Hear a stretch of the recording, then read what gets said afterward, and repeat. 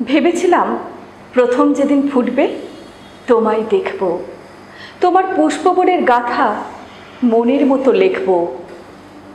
তখন কালো কাজল মেঘ তো ব্যস্ত ছিল ছুটতে, ভেবেছিলাম আরও কদিন যাবে তোমার ফুটতে। সবে তো এই বর্ষা গেল, শরৎ এলো মাত্র, এরই মধ্যে শুভ্র কাশে ভরল তোমার গাত্র।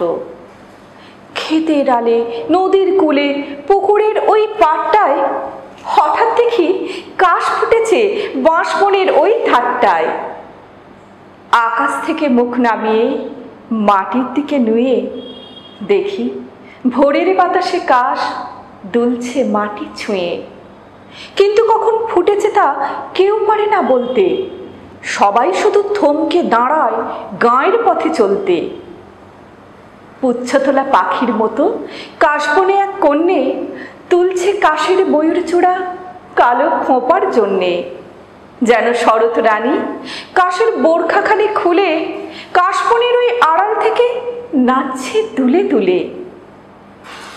প্রথম কবে ফুটেছে কাশ সেই শুধু তা জানে, তাই তো সে তা সবার আগে খোঁপায় বেঁধে আনে। ইচ্ছে করে ডেকে বলি, ওগো কাশের মেয়ে, আজকে আমার চোখ জোড়ালো তোমার দেখা পেয়ে। তোমার হাতে বন্দি আমার ভালোবাসার কাশ, তাই তো আমি এই শরতে তোমার কৃতদাস।